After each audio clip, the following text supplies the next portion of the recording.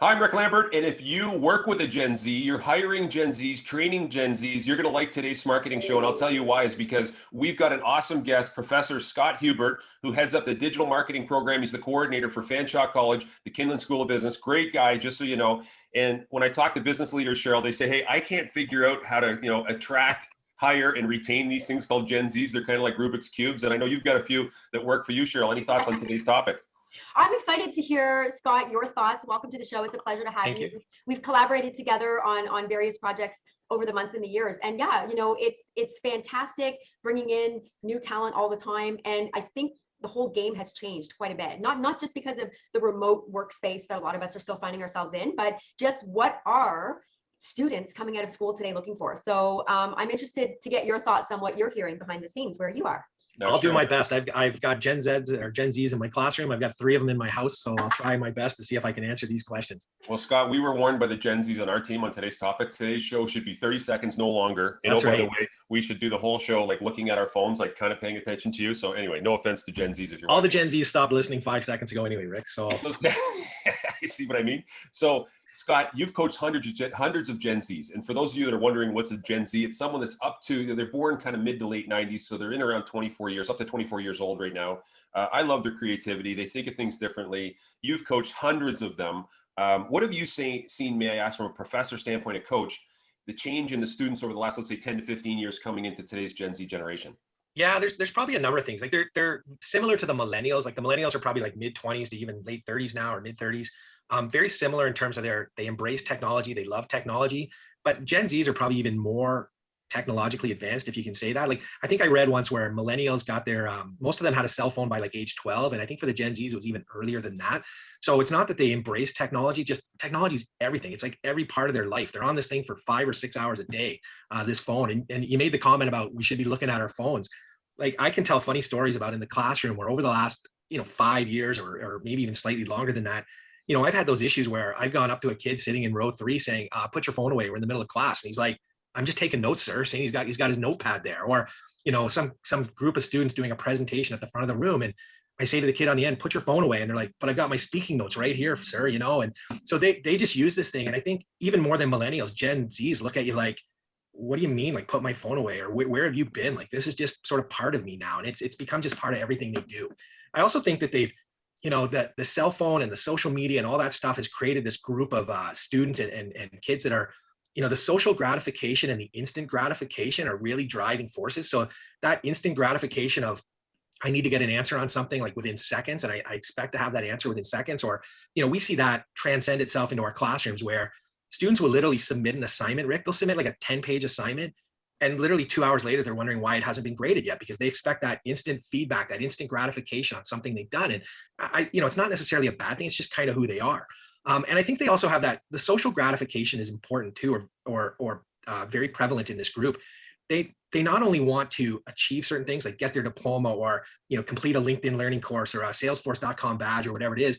They want to then post it on all their channels and show all their friends and say, look at me, this is me. They need that like feedback from their peer group and friends. So instant gratification generally, but really instant gratification and social gratification are driving forces. I just want to add a quick point, Rick, for your next question, because, we just onboarded on my team 2 new individuals, Scott, that, some of them don't even live here in London. And one of the questions I always ask is, what do you need from your leader? And I've seen that answer change quite a bit over the last few years. And what I'm hearing a lot more now is I want to be told when I'm doing something well.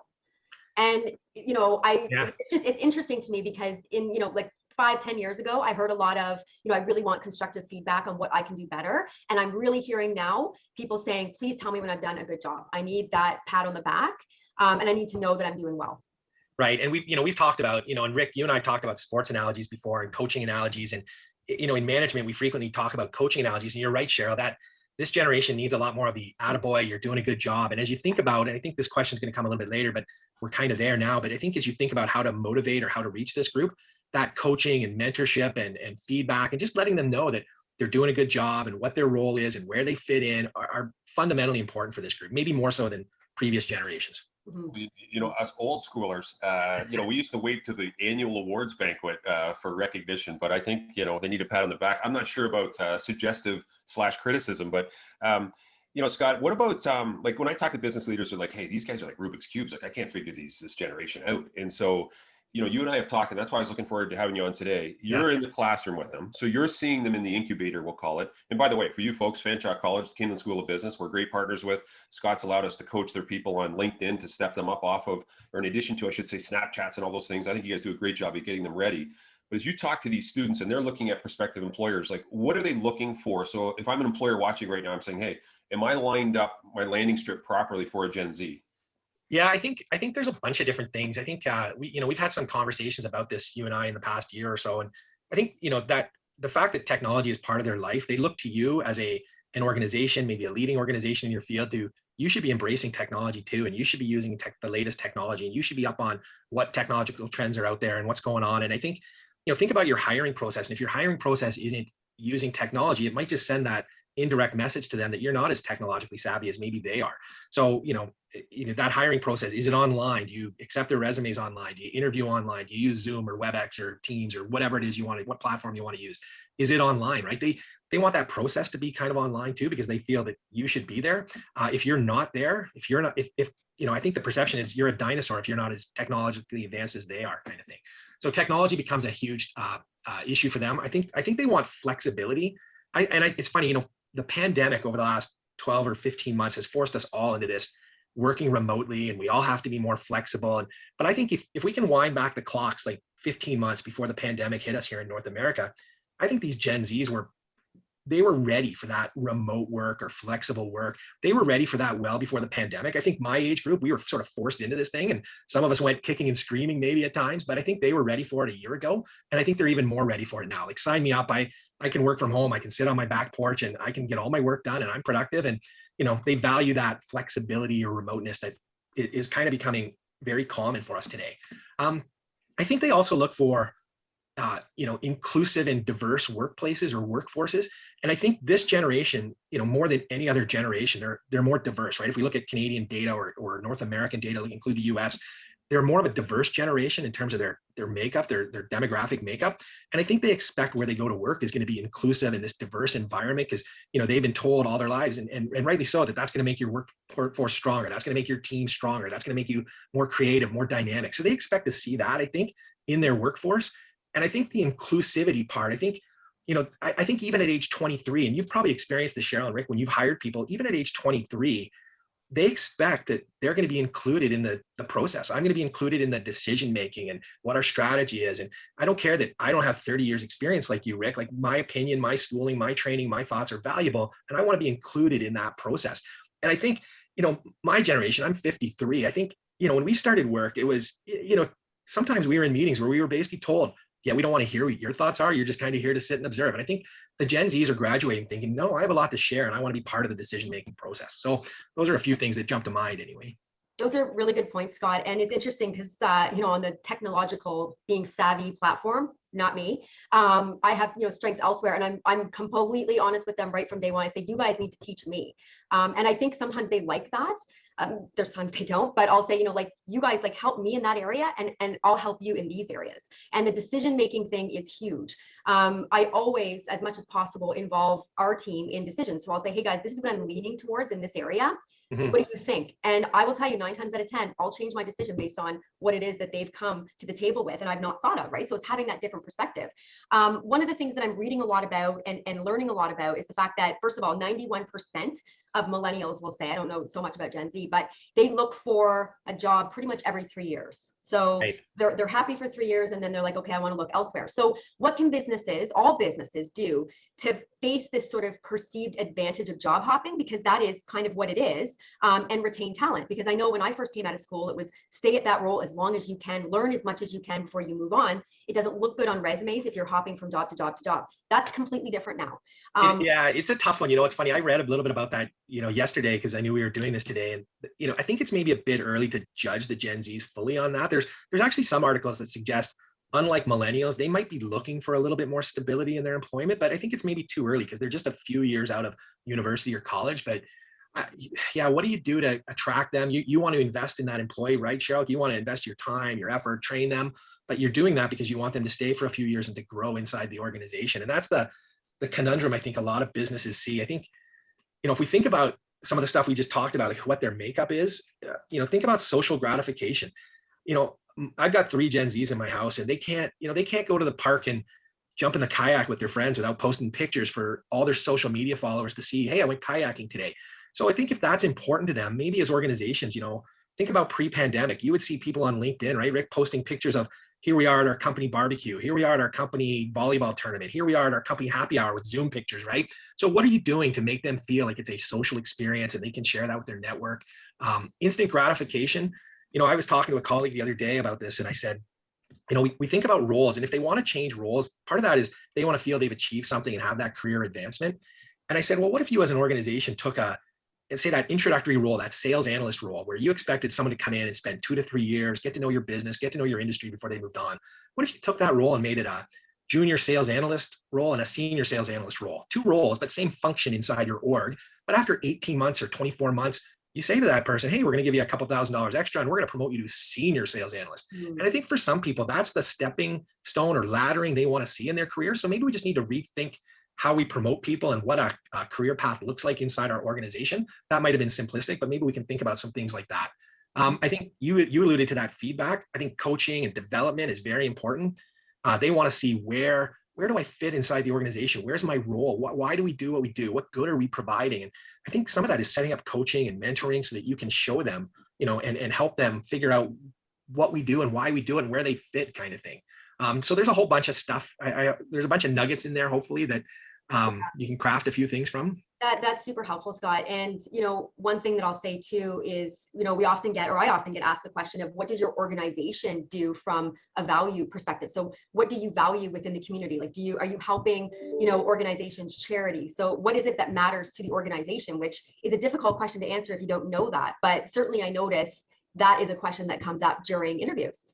Yeah, social causes is very predominant with this Gen Z. It was for millennials a bit too, but for Gen Zs, they do want to know stuff like, what are you doing for the environment? What local charities are you involved in? What's your organization's mission, or what's your sense of community? I think they want to feel that. We talk to our students about this in my class, and Rick's come in to talk to my students before, but, we talk to them about their LinkedIn profile or their resume. And, many of them, they have a lot of that stuff. Like, they volunteer at the CIBC Walk for the Cure, they volunteer for the Terry Fox Run, or they volunteer in the local animal shelter. And now we're getting them to actually promote that stuff on their LinkedIn profile. It's important to them. And now they're actually, I think, starting to show some of that stuff, and they're starting to look for it in employers too. It's part of their branding. It's part of their personal branding. 100%. My only question is, are they still teaching how to tell time? Because I found the odd Gen Z, when we say we start at 8:30, tends to think that 8:42, 8:46, 8:39 is okay. And I actually went to the extent, this is not for you Gen Z viewers to listen to, but if you're a business owner, I did a little calculation that showed one Gen Z one time, hey, if you're 20 minutes late a day, which was what I was dealing with, over the course of the year, it's like 2 weeks extra vacation. Anyway, it didn't go over too well, but I'm still trying to figure them out myself. And Rick, you're 100% right. We'll have a class that starts at, say, 8 a.m. and I'll have students walk in at 8:07, 8:11. And I've actually said to students, you're late. And they look at you like, I'm not late. I know. And I'm like, just because the first digit on the clock is the right digit, the other 2 are wrong. You're late, right? But I think they perceive, no, I'm okay. Maybe it's that, we've told them all their lives that they can achieve anything and they're great, and they got participation trophies instead of championship trophies. And maybe it's that super ego. If you go back to like Psych 101, maybe they're all super egos and they think that nothing starts until I get there anyway, so I'm good. But I'll be the devil's advocate here and jump in and say, you know what? I am also too. I'm not a millennial. I'm not a Gen Z, but I'm of the mentality that if I can get the work done, and there's no issues on the work that's happening, why is it not okay that maybe it takes one person 9 hours in a day to do the same thing that it takes me to do, that takes me 3 hours, right? So I'm, I'm not as, oh my goodness, you're a minute late. I'm more of, okay, if you're not getting your work done, or we have some issues with productivity, then that's a conversation, and maybe we need to talk about getting here on time. But if all those other things are falling into place and you're just faster and better at doing this than me, then good for you. Right. But I think you need to have that conversation, right? Like, and maybe the conversation is, all right, I don't care if you show up at your desk at 8:07 when we start our work, like the office opens at 8. I'm good with that, but you're not going to show up a minute late to a client Zoom call. You're not going to show up 2 minutes late to a staff meeting, because those things are important to me. So I'll appreciate where you're coming from, but you better appreciate where I'm coming from here too, right? Yep, boundaries, setting expectations. For sure. Thank you for sharing. You're not a Gen Z or millennial, Cheryl. Cheryl's better with them than I am. Full admittance here. Hey, Scott, you lead a program at one of Canada's top schools, digital marketing. We've had the opportunity to hire some great students out of there. Our average tenure, by the way, is over 8 years, which says something to, I think, our culture and the talent of the kids or young people.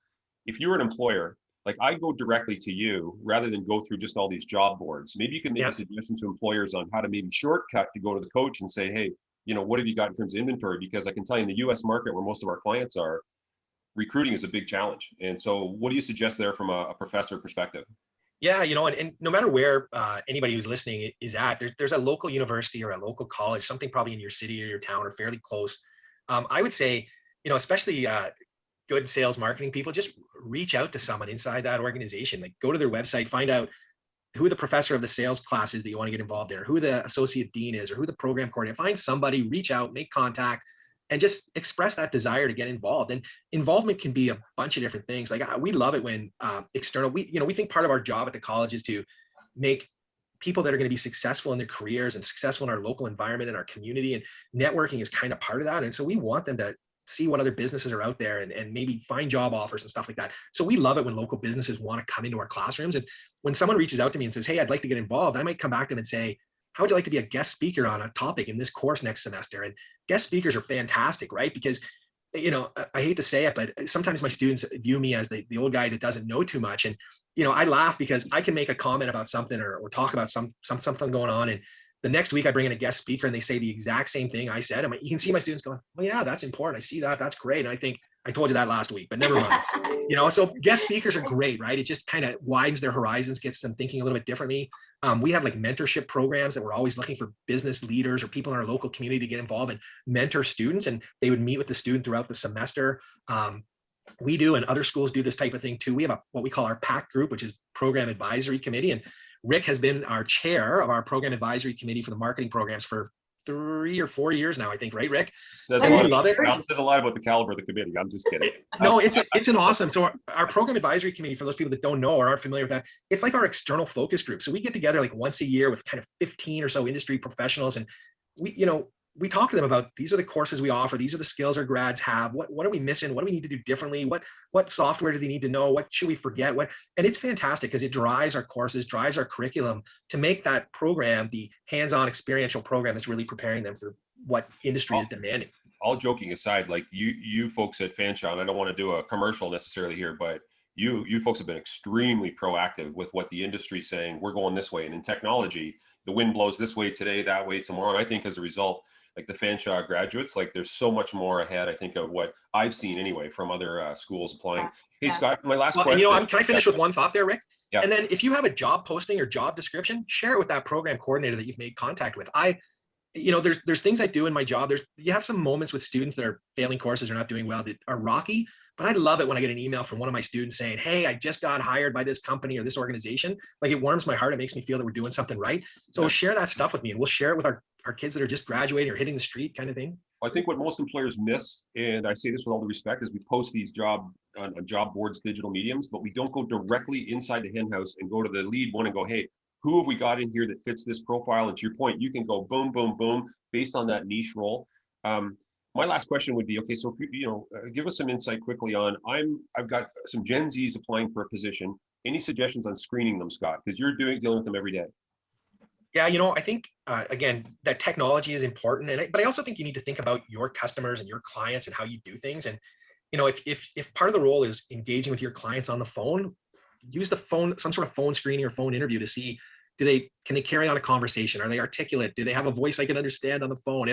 If engaging with your clients is through Zoom or Teams or WebEx or whatever, have a Zoom interview to see, do they conduct themselves appropriately? Like, we do some of these sales pitches and stuff like that in one of our courses, and students have to do these types of things. And I could share like stories and stories of funny examples where students, you can see the Iron Maiden poster over my back shoulder kind of thing. Or one time we actually did this, Rick, a student was doing an interview, and student was doing an interview, and you could tell they were sitting in the dining room. They had like a dining room window behind them. And literally in the middle of this mock interview or sales pitch they were doing, a car pulls into the driveway. The Domino's pizza guy gets out of the car, walks to the front door. You hear the doorbell ring, and you hear their roommate buying a pizza. And you're going, really? That's going on? So, if it's the technology, use that technology as part of your screening process, right?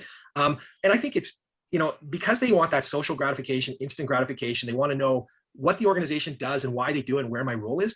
That whole questioning process or asking questions is vital. So you need to ask them good questions, but I think you need to turn it around and throw it back to them and give them adequate time to ask whatever they want about the organization. Not the standard 2 or 3 interview questions that they're probably not, but say to them, I got 20 minutes, ask me whatever you want to know about our organization, because this is your opportunity. It's like, I had a boss in industry that used to say, it's kind of like, interview is kind of like going to the doctor, right? You have to kind of open the robe to get good value or good advice back, right? So I'm, in that interview process, say, I'll open the robe kind of thing, ask me whatever you want to ask me about the organization, because it's got to be a good fit for us. For sure. Scott, thank you so much. And I always say towards the end of the interview to any candidate, I say, look, this is an interview for us to see if you're a good fit, but also to see if you think we're a good fit for you. So this is as much your interview as it is mine.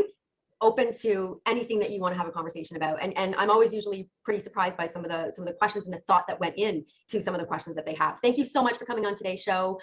Rick, did you have any closing thoughts before we wrap up? Just one quick question here, okay? Because Scott, I just want a percentage of you if I can, because your point about using technology to screen is so important. What percentage of students in online learning show their face in the meeting, have their camera on? Oh, so, it depends. Some professors will ask students to put their cameras on. Yeah. But it's not a requirement. It's private. Fanshawe's told us based on privacy, they don't have to turn it on. Yeah. If I ask my students, most of them will turn it on, but I generally don't. I don't ask. I'm going to say it's less than 50%. Okay, because I just find that today's business needs to be conducted, especially sales and marketing, face-to-face, and that's a great test you suggested in Zooming. So in summary, show diversity, use technology. Cheryl's done a great job, by the way, Scott, of actually helping our clients create video tour of the facility, because the Gen Zs tell us, I want to see inside digitally before I get there. Your website's so important. You mentioned they're going to sniff you out to see if you're technical. So if your social media, again, is still saying happy Thanksgiving 2 years ago, right? The Gen Z may spook and go away. And lastly, I thought your point about flexibility of schedule is really important, even though 8:30 is start time. But hey, Scott, thanks so much for joining us today and for what you're doing to help our company with the awesome graduates coming out of the Kinlan School of Business. Great interview today and some great takeaways for business leaders. Thanks so much, buddy. Great. Thanks, Cheryl. Thanks, Rick. I appreciate it. Thank you so much, Scott. And thank you to all our viewers. We'll see you next week on the Smarketing Show.